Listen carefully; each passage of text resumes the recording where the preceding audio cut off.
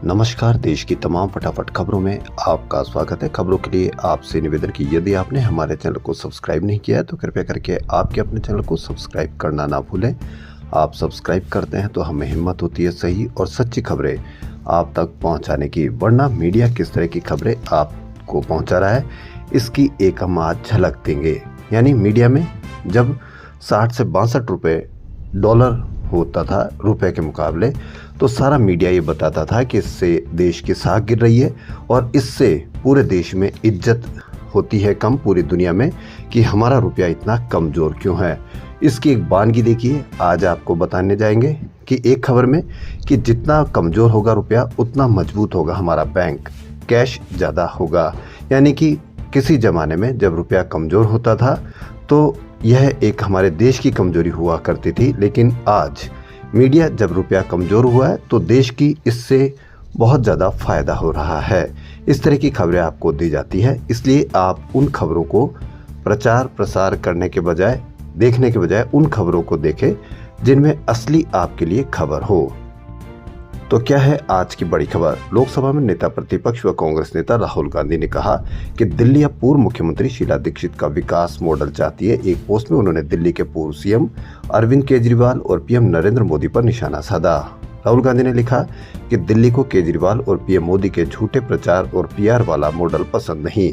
गंदगी, महंगाई, बेरोजगारी, प्रदूषण और भ्रष्टाचार की सच्चाई दिल्ली की जनता के सामने है।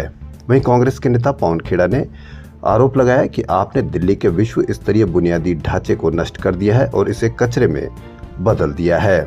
वहीं दिल्ली विधानसभा चुनाव में मतदान के लिए 2 सप्ताह से भी कम समय बचा है। आम आदमी पार्टी के राष्ट्रीय संयोजक और दिल्ली के पूर्व सीएम अरविंद केजरीवाल ने गुरुवार को अगले 5 वर्षों में राष्ट्रीय राजधानी में बेरोजगारी को खत्म करने का संकल्प जताया। क्या कारण होता है कि जब चुनाव आते हैं जब भी बेरोजगारी की बात होती है और उसको खत्म करने की बात होती है, लेकिन जैसे ही चुनाव खत्म हो जाते हैं बेरोजगारी वापस दूसरे सिरे पर पहुंच जाती है और फिर 5 साल बाद में बेरोजगारी की बात आती है। क्यों न हम उन बेरोजगार लोगों से निवेदन है कि जब भी आपका कोई नेता आपसे वोट मांगने आए तो सबसे पहले उनसे बेरोजगारी की बात करें, महंगाई की बात करें, महंगी होती शिक्षा के बारे में बात करें। और यदि उनके नेता कोई इस तरह से अपशब्द कहते हैं, महिलाओं के प्रति अभद्र भाषा का प्रयोग करते हैं, तो उनसे भी ऐसी बात कीजिए कि क्यों जिताया जाए जिनको महिलाओं का सम्मान करना नहीं आता है।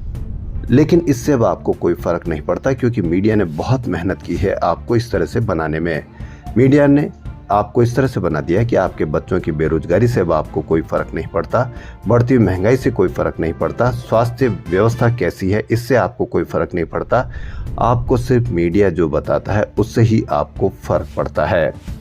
अमेरिका के कैलिफोर्निया में आग फिर भड़क गई। इस बार लॉस एंजलिस के उत्तरी इलाके ह्यूजेस में आग लगी है। इससे करीब 10,000 एकड़ एरिया जल गया है और 50,000 लोगों को घर छोड़ने को कहा गया है। कॉस्टिक झील के पास लगी आग को बुझाने के लिए 4,000 फायर फाइटर्स तैनात किए गए हैं। देश में 20 करोड़ रजिस्टर्ड यूजर्स वाली ओला और उबर को केंद्रीय उपभोक्ता संरक्षण प्राधिकरण ने नोटिस भेजा। पूछा गया है कि एक ही समय पर एक ही जगह में समान जगह के लिए कैब बुक करने पर आईफोन और एंड्रॉयड फोन में अलग किराया क्यों है। आप इसके बारे में बड़ी चर्चा नहीं देखेंगे, और नहीं क्योंकि यह आपकी जेब को नुकसान पहुंचाता है। वरना पूरे 2-3 मीडिया में अगर इस तरह की खबरों पर चर्चा की जाए तो सारा देश ये समझ सके कि कहाँ क्या क्या हो रहा है। नकली टोल। जी हाँ, मध्य प्रदेश, राजस्थान समेत 13 राज्यों में 200 टोल से 2 साल में 120 करोड़ रुपए ठगे गए। जी हाँ, मध्य प्रदेश, राजस्थान, गुजरात समेत 13 राज्यों के 200 टोल प्लाजा के कंप्यूटर में NHAI के सॉफ्टवेयर जैसा दूसरा सॉफ्टवेयर इंस्टॉल करके बिना फास्टैग गाड़ियों से करोड़ों की टोल टैक्स चोरी पकड़ी गई। लेकिन आपको इसकी भी खबर मीडिया पर कोई चर्चा नहीं देखी जाएगी। फास्टैग के बिना गाड़ियों के किस तरह से टैक्स की चोरी की जाती है, यानी आप दुगना टोल टैक्स देते हैं तो वो टोल टैक्स कंपनी में नहीं बल्कि किसी आम आदमी के हाथ में जा रहा है और 120 करोड़ रुपए की चोरी की गई। यानी 120 करोड़ रुपए कितना होता है यह आप भलीभांति जानते हैं, और 120 करोड़ रुपए एक व्यक्ति तो खा नहीं सकता, यानी पूरी की चैन बनी हुई है। लेकिन फॉर्मेलिटी यह की जाएगी कि किसी 2-4 अफसरों को, 2-4 आदमियों को, 2-4 व्यक्तियों को गिरफ्तार करके उन पर ही सारा माजरा गिरा दिया जाएगा और जो बड़ी मछलियां हैं वो बच जाएगी। जैसे ही ट्रंप ने राष्ट्रपति पद की शपथ ली थी तो पूरा भारतीय मीडिया आपको दिखा रहा था कि इससे भारत पर कोई फर्क नहीं पड़ेगा। पूरा भारत देश इस तरह से आपको मीडिया मिसगाइड करता है, लेकिन जैसे ही अमेरिका ने अवैध प्रवासी भारतीयों में डर पैदा किया, 6 लाख सेफ राज्यों में गए। जी हाँ, अमेरिका में ट्रंप राज से लगभग 7.25 लाख अवैध भारतीय प्रवासी दहशत में है। उन दहशतगर्द प्रवासी भारतीयों से क्या किसी ने चर्चा की? क्या किसी ने उनसे फोन पर बात की? यदि यही कहीं दूसरी जगह होता तो पूरा देश का मीडिया इस तरह से बताता कि किस तरह से भारतीय वहां खतरे में है। जिस तरह से बांग्लादेश में जा जाकर रिपोर्टिंग की गई, क्या अमेरिका में जा जाकर रिपोर्टिंग नहीं की जा सकती है? और क्या उनसे पूछा नहीं जा सकता कि अवैध भारतीय कैसे हो गए? क्या उनसे कागजात मांगे जा रहे हैं? कागजात के बिना 7.25 लाख भारतीय इन पर अवैध प्रवासी होने की कारण वो दहशत में है, लेकिन आपको मीडिया पर किसी तरह की कोई खबर आपको दिखाई नहीं जाएगी। और नहीं इस तरह की जैसी बांग्लादेश के ऊपर आपको खबरें दिखाई जाती थी, क्या उसकी तरह इन पर भी कोई खबर दिखाई जाएगी? लेकिन वह आपको नहीं दिखाएंगे। वहीं वर्क वीजा पर आई महिलाएं और अवैध प्रवासी भारतीय गर्भवती प्री मैच्योर सिजेरियन करवा रही है। अस्पतालों में अपॉइंटमेंट लिए जा रहे हैं क्योंकि 20 फरवरी के बाद से इनके नवजातों को अमेरिका की नागरिकता नहीं मिलेगी। न्यू जर्सी, जॉर्जिया व मिशिगन के अस्पतालों में ऐसी गर्भवती महिलाएं देखी जा सकती है। डॉक्टरों का कहना है कि प्री मैच्योर डिलीवरी से माँ और नवजात को खतरा हो सकता है, लेकिन दंपत्ति मानने को तैयार नहीं है। वह किसी भी तरह अपने नवजात शिशु को अमेरिकी नागरिकता दिलाना चाहते हैं।